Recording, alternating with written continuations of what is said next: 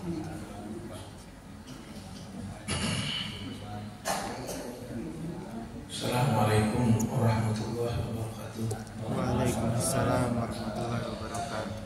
Alhamdulillah, wassalatu wassalamu ala rasulillah wa ala alihi wa ashabihi wa mawala amma ba'd. A'udzu billahi minasyaitonir rajim. Subhanalladzi asra bi 'abdihi lailan minal masjidil haram ila al-masjidil aqsa alladzi barakna hawlahu linuriyahu min ayatina innahu was-sami'ul basir. Shadaqallahul adzim. Bapak Ibu jemaah sekalian yang dimuliakan Allah Subhanahu wa taala. Jadi karena saya berpikir masih ada atau tepatnya terakhir daripada bulan Rajab, ditabarukan atau dengannya ambil berkah, maka kiranya sedikit atau izinkan saya saat ini membahas perkara yang masih berkaitan dengan Isra Mi'raj, atau mungkin lebih tepatnya ya hikmah atau apa saja yang bisa kita pelajaran yang dapat diambil daripada peristiwa Isra Mi'raj ini. Ya belajar mengupdate lah, sebagaimana tadi pagi saya coba juga angkat yang ada kaitan dengan ya seputar politik atau pemilu. Cuman tadi itu sempat ada pesan yang mungkin saya tidak tersampaikan atau lupa. Maksud daripada tadi itu saya ingin sampaikan sikap ulama, dan kita adalah ikut ulama terhadap penguasa yang zalim. Jadi ada dua ternyata, dan itu bisa menjadi contoh karena tabi'in itu kan bagian daripada sumber ilmu juga, yaitu kelompok Hasan al-Basri rahimahullah adalah kelompok yang keras, tapi kerasnya itu terukur.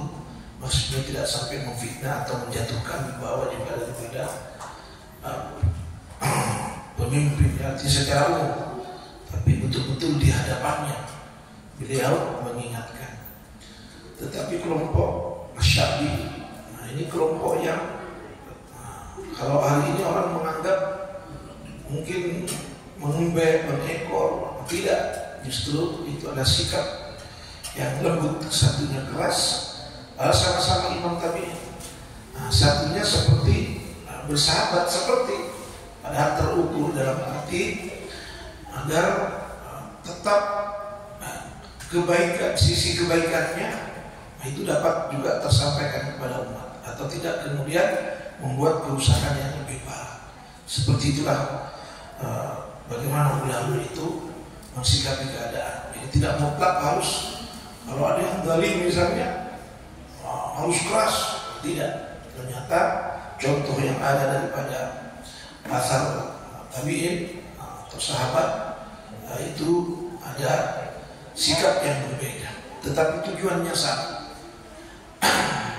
Nah, bagaimanapun zalimnya penguasa itu alasannya pasti demi keamanan. Nah, biasanya begitu. Walaupun kemudian tetap ada tindakan-tindakan yang berlebih. Bapak sekalian yang dimuliakan Allah Subhanahu wa taala, bagaimana kaitan dengan Isra Mi'raj misalnya? Sebenarnya telah banyak tentu setiap ustaz, apalagi tentu waktu 27 Rajab juga di sini telah diperingati Isra Mi'raj. Bahasan yang kurang lebih sama. Akan tetapi Bapak sekalian yang dimuliakan Allah Subhanahu wa taala, untuk ustaz seperti saya, ini sebenarnya ada ciri khas. Selalu cenderung ada kecenderungan. Sebenarnya setiap ustaz ada kecenderungan sekali. Kecenderungan saya itu selalu mengkaitkan dengan perkara yang ada kaitannya dengan tanggung jawab sebagai umat yang terbaik atau umat yang terbaik. Bapak sekalian, rupanya kalau Isra Mi'raj, membahas Isra Mi'raj, ini kan kalau berbicara Isra Mi'raj ini Pak, kalau yang ada dalam Al-Quran tentang Isra saja. Kalau Mi'raj tidak ada Pak. Dalam Al-Quran itu tidak ada penjelasan mengenai Mi'raj. Yang ada itu mengenai Isra Pak. Mengapa?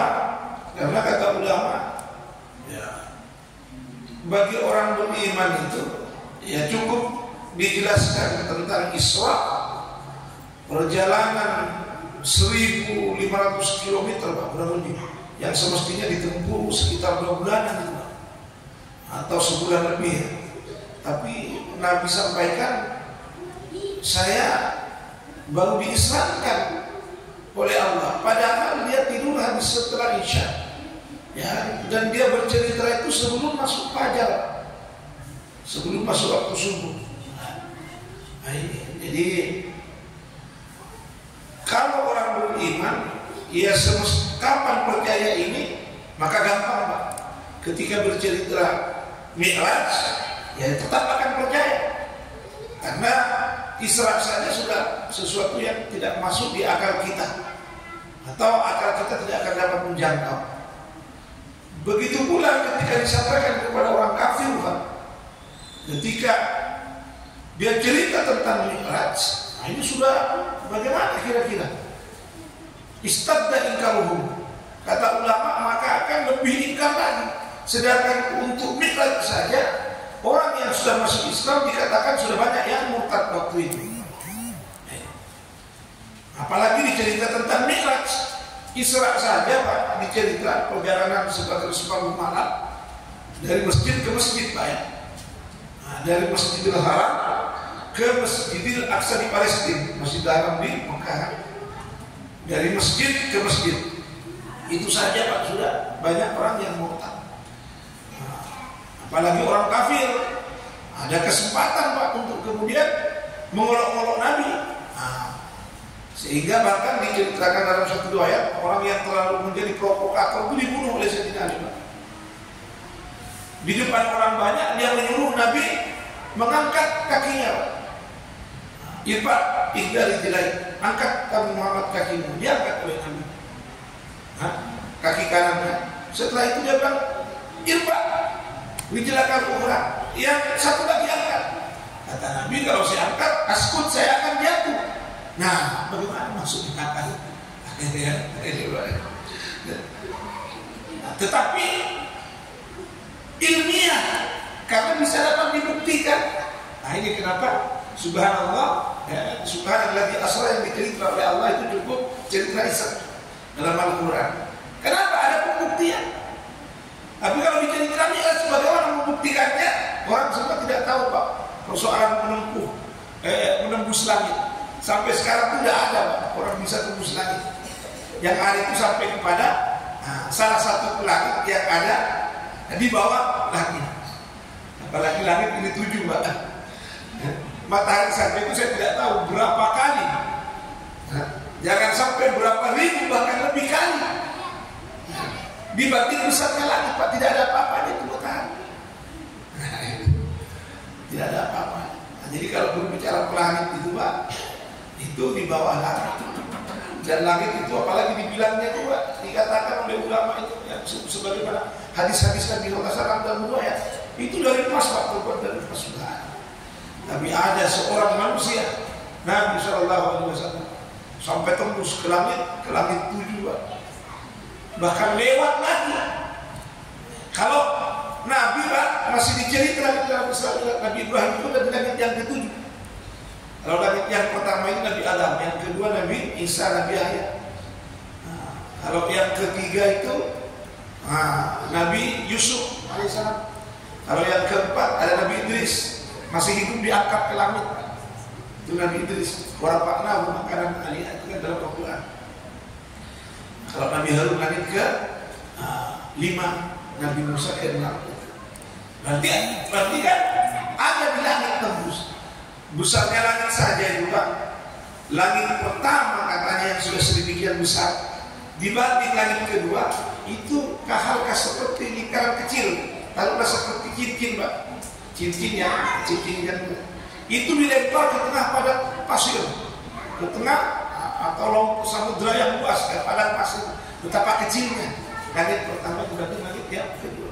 Subhanallah, makanya Allah katakan saya perjalankan. Subhanalladzi maha suci al-zat alladzi asra bi abdihi, yang memperjalankan. Isra itu perjalanan malam, bukan perjalanan siang. Memang bahasa Arab itu begitu indah.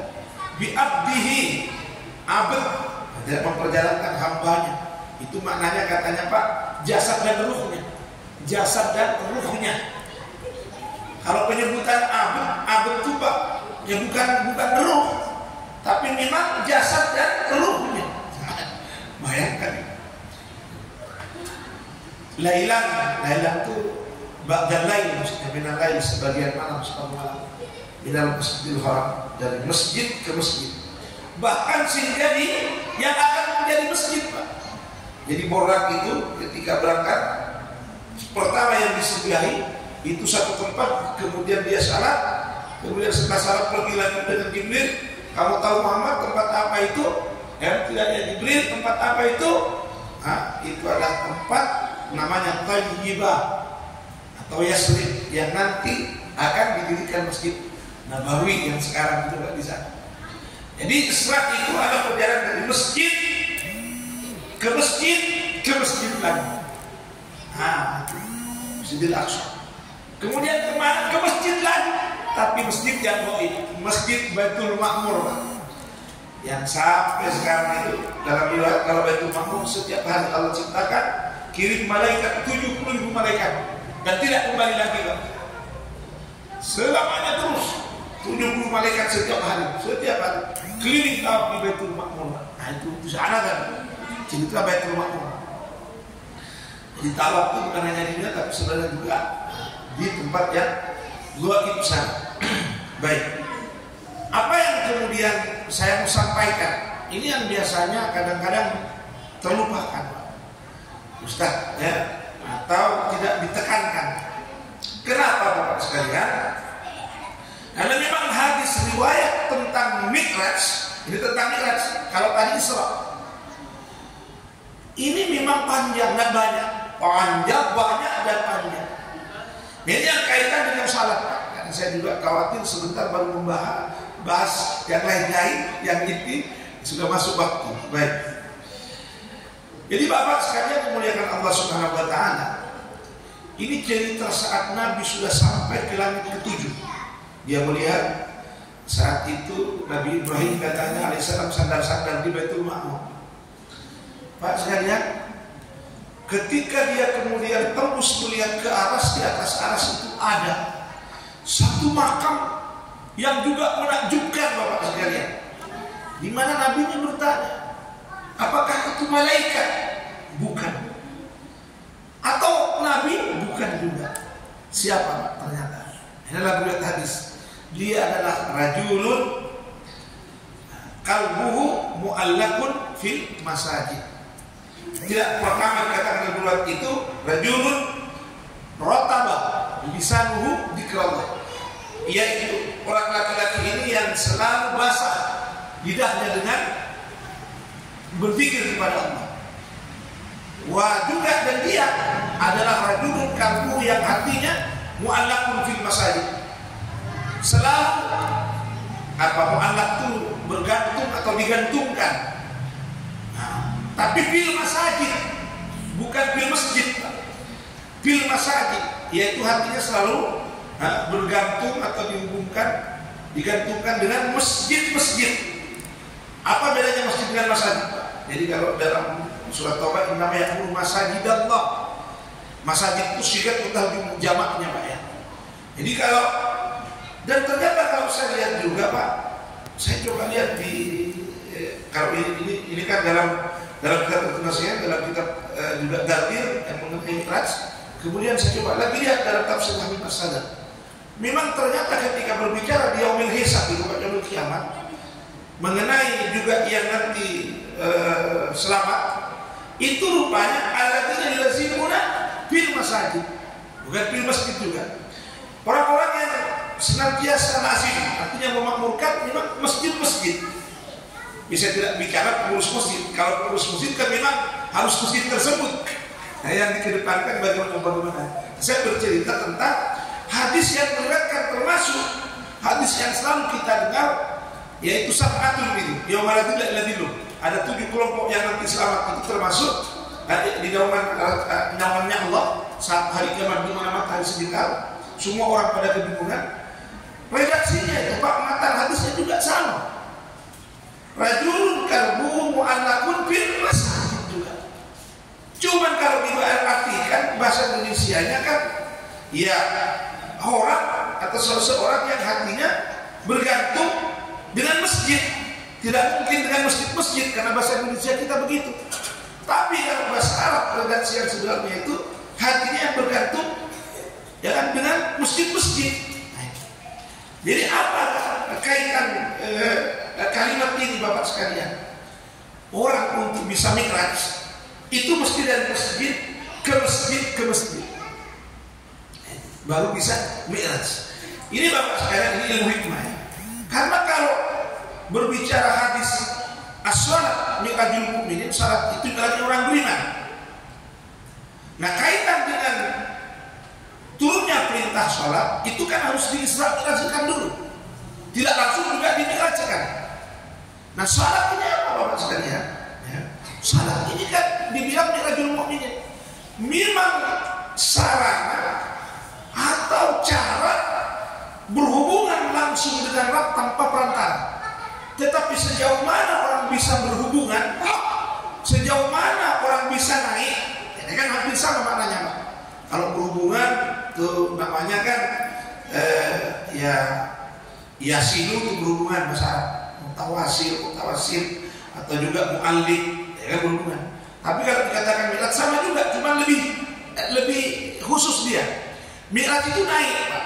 Untuk sampai kepada Allah, maka dia mesti menaiki tangga. Nah naiknya itu juga langsung bukan serot tidak, tapi bertangga-tangga, itu maknanya mi'raj Pak. Nah, kayak dari langit pertama, langit kedua, langit ketiga, bahkan setelah langit ketujuh itu tidak langsung. Dalam penjelasan hadis-hadis yang lain itu, nah dia melalui lagi ada namanya Pak Sidratul Muntaha. Setelah Sidratul Muntaha itu ada lagi ke Ma'raj, ke Raprat. Nah satu tempat khusus Pak. Setelah melalui juga hijab. Dan setiap hijab dikatakan perjalanan 500 tahun baru sampai.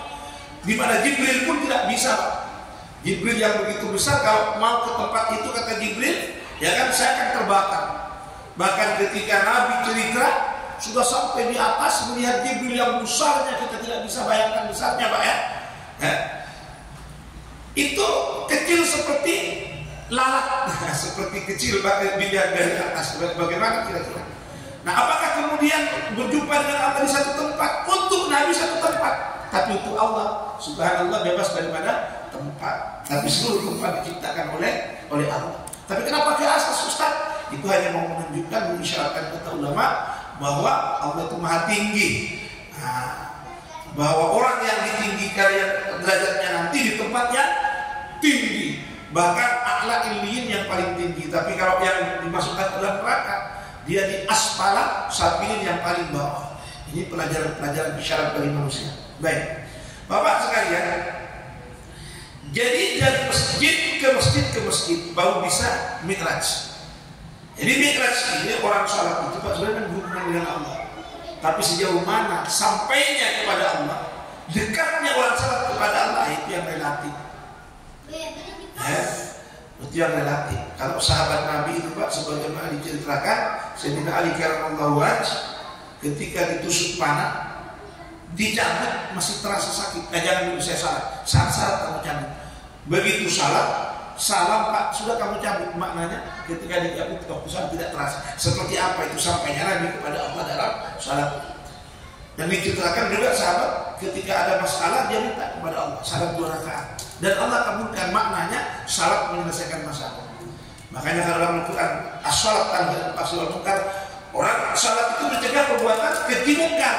Mungkar itu apa? Walaupun kecil tapi itu perbuatan yang melanggar syariat, tidak membuat Allah tidak suka. Itu akan orang yang betul syaratnya akan dijauhi. Tapi kita kan enggak Pak ya. Kalau di masjid ya, kalau saya dulu lagi cerita ini kita. Berarti memang bertingkat-tingkat. Nah, ini syarat kalau kita ambil hikmahnya bahwa di hari kiamat nanti yang pertama diperiksa salat. Dan tidak ada hadis seperti ini, Pak. Kenapa? Karena dikatakan tidak saluhan amal kulli. Kalau salatnya ini baik, yang lain juga aman. Tapi tidak pasangan kalau rusak yang lain. Ini dalam satu perjalanan hadis kan seperti ini. Tapi semua akan ditanya, Pak, ya, tentang apa saja, tentang hubungan kita dengan tetangga, tentang bagaimana hubungan kita juga dengan masjid, semua, Pak, semua akan ditanya. Kalau dalam hadis yang masyhur kan, la tazalu qadamu abdin, tidak akan bergeser kaki daripada setiap hamba itu sebelum ditanya 4 perkara itu. Bima umri, bima abna'u, an umri, bima abna'u, umurnya, masa mudanya, hartanya, ilmunya. Itu hanya hadis ini. Tapi sebenarnya semua akan ditanya. Cuma syarat yang pertama. Baik, Bapak sekalian, kaitan ketika Nabi sampai kepada Allah saat dimana dia istilahnya kalau orang berjalan itu Pak capek sudah. Sampai pada puncak capek aja. Saat itulah dengan izin Allah keluar dari lisannya pada saat kharra sajidan, dia sujud kepada Allah. Dia sudah betul-betul hamba, sudah tidak ada nih, tidak ada sudah apanya, dia semua Allah. Dia hampir 13 tahun mengalami penderitaan dan sanggup mengemban penderitaan dan juga selamat daripada pembunuhan. Padahal kalau dipikir zaman dulu tidak ada hukum seperti sekarang. Tidak bisa lapor polisi. Semestinya seperti Nabi secara akal ya mati, Pak.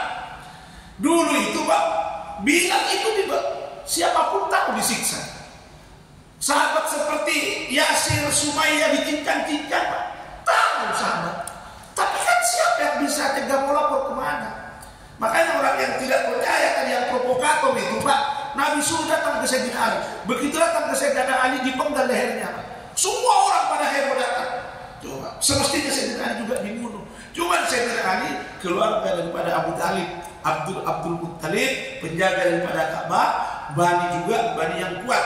Berkeluarga juga ada Bani Hashim, ada Bani Muttalib, sehingga Nabi itu secara logika amannya di situ. Tapi kalau orang-orang lemah, apalagi budak masuk Islam, Pak, bisa dibunuh. Makanya ada hijrah pertama ke Habasah. Jadi dulu itu, Pak, kita bisa bayangkan seperti apa itu Nabi dalam berdakwah. Semua didatangi. Pamannya ternyata seperti misalnya Abu Lahab, malah dia yang selalu menguntit, dia gila, dia bisa jangan dia ikut. Jadi kalau keluarganya saja begitu, apa tidak susah membunuh saya Rasulullah, Pak? Tidak susah sebenarnya. Selain Allah jaga, tapi memang dari sisi kultur beliau dari golongan yang kuat. Tapi kalau yang lemah, Pak, sudah habis. Ya. Cuma walaupun dia dari golongan bani-bani yang kuat, masalahnya tidak punya anak. Tetapi dia diasuh oleh Abdul Muttalib. Abu Talib sehingga dikatakan anaknya Abu Talib, bukan anaknya Abdullah. Itu bagian daripada juga kehendak Allah untuk melindungi Rasulullah SAW. Padahal tidak ada hukum sebagaimana sekarang, Pak. Hidup di zaman itu. Nah, baik. Saya mau cerita lagi. Ini saat sudah capek, Bapak sekalian, penderitaan pelindungnya, istrinya meninggal, Siti Khadijah. Itu orang kuat juga itu, Pak. Khadijah itu orang kaya juga. Kalau tidak Nabi, siapa? Dia anak yatim. Abu Talib, Pak, yang lindungi meninggal semua. Sedih itu yang dibilang Yaumul Hazan. Tahun di mana Nabi dikatakan tahun kesedihan. Nabi sudah sedih sekali. Pelindungnya semua tidak ada. Allah hibur. Diperjalankan oleh Allah. Linuriyahu. Allah ingin memperlihatkan kepada Nabi bahwa Allah punya kekuasaan hebat. Nah, itu. Jadi bukan hanya dapat melindungi, tapi juga Allah mau perlihatkan kehebatannya. Tembuslah kita. Diperjalankan dalam waktu yang singkat dan tembus lagi. Bahkan sampai ke tempat di mana tidak ada para nabi pun dapat pangkat seperti Nabi. Nah, itu tempat yang dibilang rap-rap itu, Pak. Setelah melalui hijab, ya kan, saat sudah capek dan lelah, Bapak sekalian, saat dia kemudian tersungkur sujud, sudah betul-betul tidak ada kecuali Allah saja, dia katakan at-tahiyatul mubarakatus salawatut thayyibatu lillah. Seluruh kehormatan, izzat, seluruh kebaikan, seluruh keberkahan, seluruh rahmat, milik Engkau ya Allah. Milik Engkau ya Allah. Apa kata Allah kemudian jawab? Assalamu alayka ayyuhan nabiyyu wa rahmatullahi wa barakatuh. Keselamatan, rahmat Allah, keberkahan Allah untuk wahai Nabi. Assalamu alayka ayyuhan nabi. Itu sejarah daripada bacaan sujud tahiyat kita, Pak ya. Setelah sujud kita tahiyat dan baca itu. Bagaimana Pak? Nah ini yang maksud saya. Ustadz yang selalu kecenderungannya itu ada kecenderungan untuk mengingatkan selalu ya kan bahwa kita adalah umat yang terbaik. Dalam riwayat hadis ini Bapak sekalian, Allah setelah Nabi mengatakan Assalamu alayna wa ala ibadillah sholihin, ini Nabi kita. Allah sudah katakan untukmu wahai Nabi, tapi Nabi tidak lupa wa alayna, untuk kami semua, bukan hanya untuk Nabi, untuk kami semua. Bahkan wa ala ibadillah sholihin, dan untuk hamba Allah yang saleh, itu bukan hanya umat Nabi Pak sebenarnya. Sampai daripada yang saleh Nabi Adam dahulu terkena daripada doa wa ala ibadillah sholihin. Makanya kalau orang tidak salat itu katanya Pak, orang kata ulama itu sama halnya telah mengharamkan orang-orang yang dikubur sampai Nabi Adam terhalang daripada doa Assalamu alayna wa ala ibadillah sholihin. Itu saking beratnya kalau orang salat, orang tidak salat, tingginya berkah orang salat dan juga bahayanya orang yang meninggalkan salat. Jadi doa Assalamu alayna wa ala ibadillah sholihin itu bukan hanya saudara kita Islam, tapi itu doa untuk seluruh orang saleh dari sejak Nabi Allah. Nah, ini menunjukkan bahwa Nabi itu memang betul-betul rahmatan lil alamin. Rahmat lil alamin itu alam itu Pak, bukan hanya alam manusia. Alam malaikat, makanya ulama juga diutus untuk malaikat. Nabi ketika ke langit kedua, ketiga, malaikat. Nah itu. Bahkan alam jin, alam hayawan, bahkan alam batu, itu yang dimaksud lil alamin, menjadi rahmat bagi seluruh alam. Nah itu sampai seperti itunya. Tapi kafatan linnas, untuk seluruh manusia. Ini Nabi untuk seluruh manusia. Tapi ya Allah, kenapa Nabi meninggal?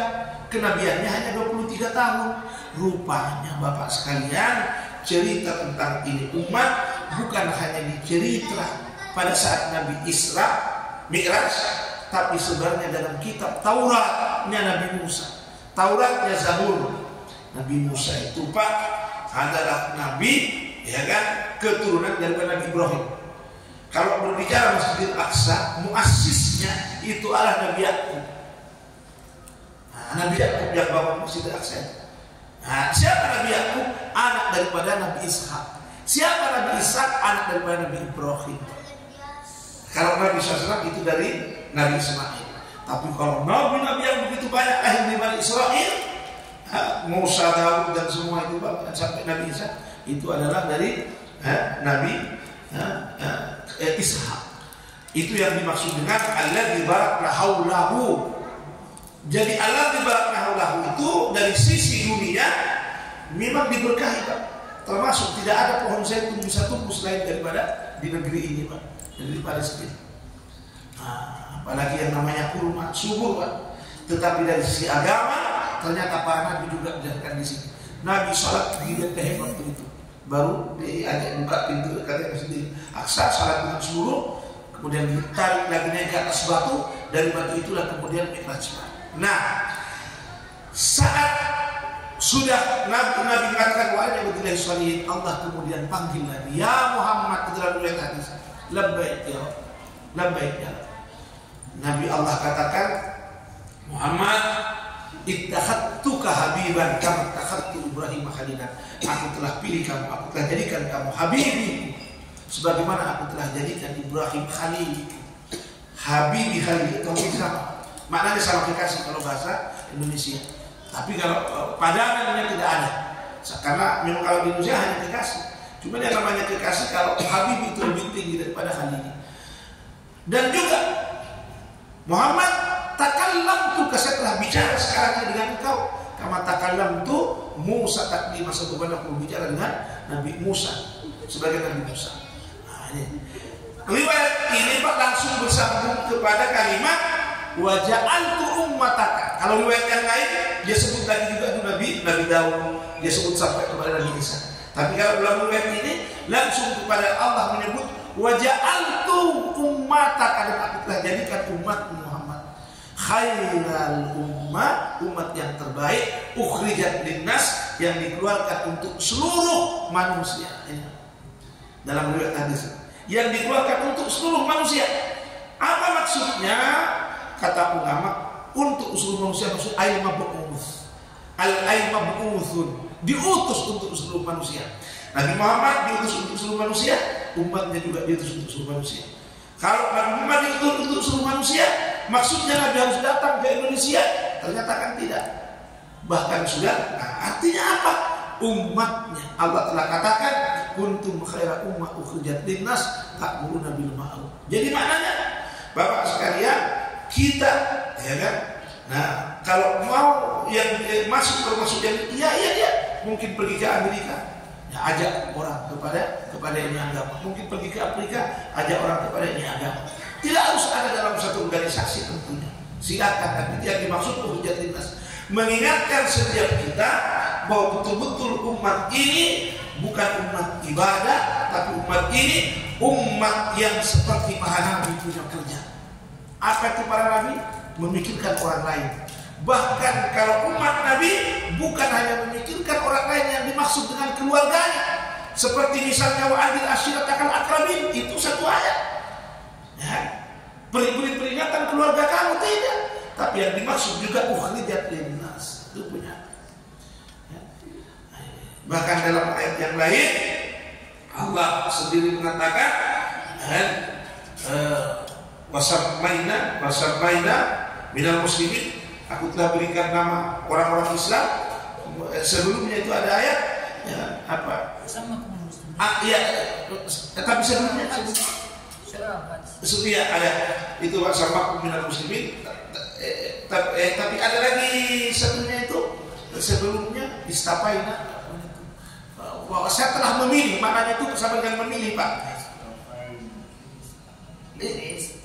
Iya, termasuk istafaina. Juga ada itu sebenarnya ada kalimat lain, kalimat istafaina juga ada, kalimat juga, tapi maknanya bahwa saya telah pilih. Kata Allah, saya telah pilih umat ini memang. Jadi rupanya Pak, di kitab Taurat juga Nabi Musa tahu, Nabi Zabur, Nabi Daud juga sudah tahu bercerita. Ada hadis-hadis mengenai berita yang disampaikan Nabi Daud, Pak, bicara-bicara tentang ini umat. Jadi umat ini memang ukhrijat linnas. Memang mesti ada kasih sayang untuk seluruh manusia. Saya kalau sudah berpikir menyampaikan ini, Pak, 8 miliar hari ini konon, Pak, ini penduduk dunia. Nah, dari 8 miliar ini serta dalam penelitian itu 3 miliar umat Islam. Yang masuk Islam penduduk penganut agama terbanyak tetap. Tetapi 8 miliar ini, Pak, ya kan, tanggung jawab siapa? Tanggung jawab siapa? Nah, kalau kita lihat daripada riwayat, Nabi SAW melihat jenazah Yahudi sedih menangis. Padahal Yahudi. Nah, artinya Nabi merasa tanggung jawab saya juga, semestinya dia jangan sampai masuk neraka.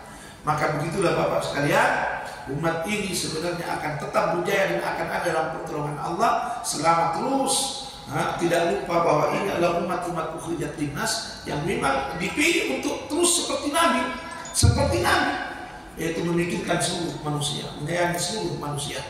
Bahkan kalau dalam hadis Bukhari itu irhamu man fil ard, hadis di awal bahkan itu, sayangilah semua yang ada di permukaan bumi, yarhamhum man fis sama, jika ingin disayangi oleh semua yang ada di langit. Artinya Bapak sekalian, ini umat yang betul-betul menjadi umat yang paling mulia.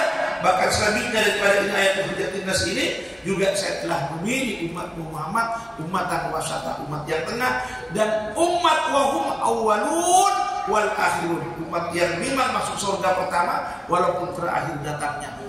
Sampai Allah katakan, Muhammad khud, ingat ini baik-baik, apa itukah apa yang telah aku berikan kepada kamu, waj'al minasy syakirin. Artinya jangan lupa itu, jangan lupa itu. Jadi Pak sekali muliakan Allah Subhanahu wa taala, bahkan kalau saya kumpulkan ayat tentang bahayanya ini umat, jika umat ini lupa akan tanggung jawab ini Bapak sekalian. Sampai dalam satu hadis ya, Allah bersumpah kata Nabi, bi halaktu, aku bersumpah, la utihanna lahumul fitnah hatta yasiral haliku khira'an, akan didatangkan Pak jadi orang kafir menguasai orang Islam. Bahkan kalaupun bukan orang kafir menguasai orang Islam, Allah pimpin, la yusallitallahu alaikum syirarakum, pemimpin yang buruk, yang zalim. Jadi kalau melihat daripada ayat-ayat dan hadis-hadis tentang umat yang terbaik ini, bukan orang kafir yang salah sebenarnya, tapi yang salah adalah kita melupakan tanggung jawab ini Bapak sekalian. Artinya selain daripada memang kita bagaimana perbaiki sholat kita sebagai ahli ibadah ya, yang memang diperintahkan beribadah, tapi juga jangan lupa kita tidak hanya diperintahkan untuk diri kita, tapi untuk orang lain. Apa yang ta'muruna bil ma'ruf? Bahkan Imam Ghazali mengatakan satu riwayat, ini seluruh amal, kulul amal, jika dibandingkan dengan amal jihad, itu karena kata bahkan mungkin seperti meludah di air yang samudra yang luas. Tapi amal jihad juga jika dibanding dengan amal dakwah, amal ma'ruf nahi munkar, pekerjaannya para nabi itu amal ma'ruf nahi munkar, itu juga sama karena kata bahkan mungkin. Artinya kenapa? Karena kalau ibadah selain bagaimana bagusnya ibadah kita, ya kan kita tidak tahu diterima apa tidak atau seperti apa, tapi tidak bermanfaat kepada orang lain. Tapi kalau amal dakwah, amal para nabi, bisa 5 orang, 10 orang, 100 orang terus sampai hari kiamat, dan amal-amal mereka pahalanya akan diberikan kepada orang-orang yang dai. Makanya dalam ayat khusus, waqad minkum ummatan yad'una ila khairi wa ya'muru bil ma'ruf wa yanhauna 'anil munkar wa ulaika humul muflihun. Itu kan wa ulaika humul muflihun itu khusus ayat ini, kata Imam Al-Qurtubi, imam-imam besar katakan ini ayat khusus. Tidak menyebutkan syarat atau amal-amal yang lain, tapi dikhususkan untuk orang yang mau menjadi umat yang berpikir akan orang lain. Yang jelas kita mulai dari al-Muqtisi. Ini kan dalam rangka berpikir orang lain, berpikir umat. Tapi tentu kita tidak merasa cukup, tapi tentu andaikan setiap kita berpikir lagi lebih luas, sehingga betul bahwa orang Islam itu sebenarnya bersaudara. Ini yang kadang seringkali lupa oleh karena keadaan-keadaan, sehingga kadang kita menjatuhkan, menghinakan, memfitnah dan segala macamnya. Padahal kalau berbicara perintah, bersatulah. Tapi kadang kita bingungnya sesungguhnya karena kita sendiri. Kenapa? Karena kita sudah abai dengan tanggung jawab besar yang menjadikan umat ini paling mulia, yaitu ukhrijat linnas atau ta'muruna bil ma'ruf. Ini sebenarnya ulama kalau dalam kitab-kitabnya dia bahas dalam bab khusus dakwah ilallah atau bab amar ma'ruf nahi munkar. Dari umumnya sama, Bapak sekalian, tidak ada perbedaan pendapat. Tapi praktek di lapangan tentu itu bergantung kepada bagaimana kita, bagaimana keadaan-keadaan.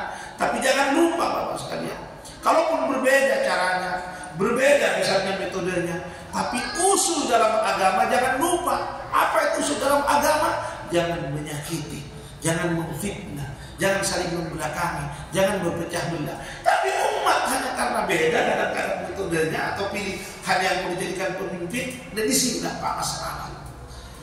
Inilah masalah. Jadi kita mesti juga ada pencerahan bahwa kita jangan terlalu berharap. Karena orang yang terlalu berharap juga Pak takutnya kecewa. Kenapa?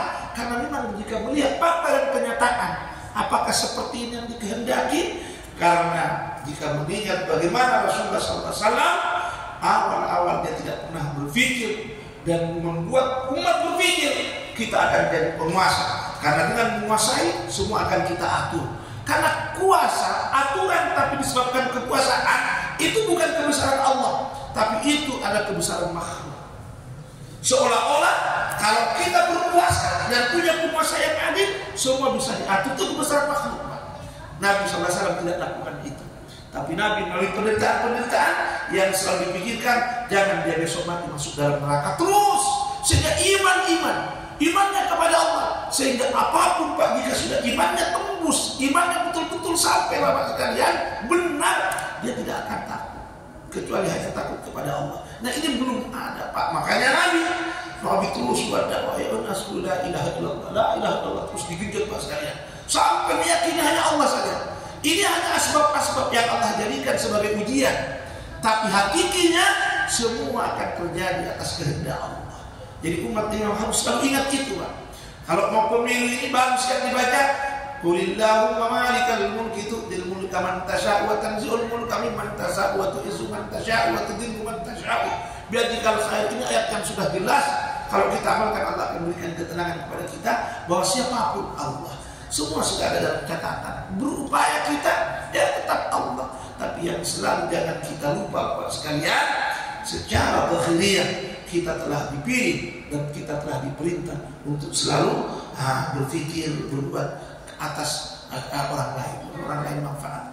Itulah kalau berbicara muslim, man salim min lisani wa yadihi, orang lain akan aman. Orang lain akan aman. Itu Pak kalau berbicara muslim. Kalau berbicara mukmin, dia memang merasa ada kewajiban untuk selalu berbuat manfaat atas orang lain. Orang lain. Itulah muslim, itulah mukmin. Bapak sekalian yang dimuliakan Allah Subhanahu wa taala. Saya juga lihat waktu, Pak. Sekarang kan tidak ada diskusi, Pak. Jadi makanya biasa.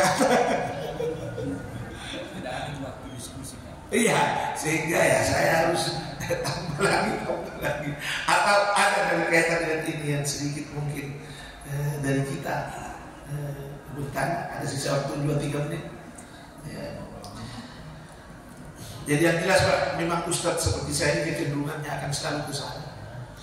Dan memang apapun amal-amal, tetapi selalu mengingatkan bahwa perintah Allah yang terakhir, ya ayyuhalladzina amanu taqullaha wa qulu qawlan sadida yuslih lakum a'malakum wa yaghfir lakum dzunubakum. Apa maksudnya ayat ini, Pak?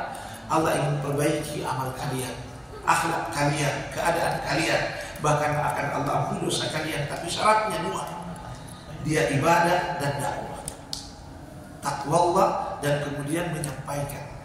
Saya kira itu yang bisa dapat saya sampaikan kepada saya muliakan Allah Subhanahu wa taala. Ya, kita hanya sebatas menyampaikan saja. Tapi sesungguhnya kita akhirnya menengok setiap diri kita betapa lemahnya kita, betapa lemahnya kita. Semoga Allah berikan dan taufiknya dan ampunannya.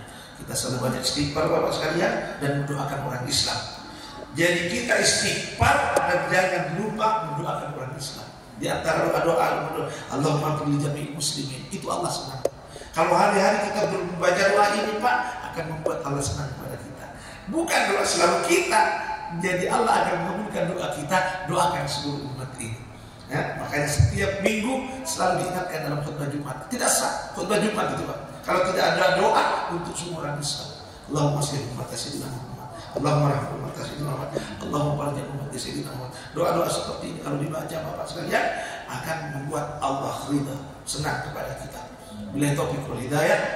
Subhanallah bihamdihi, subhanallahi bihamdihi, asyhadu an la ilaha illa anta, astaghfiruka wa atubu ilaik. Wassalamualaikum warahmatullahi wabarakatuh.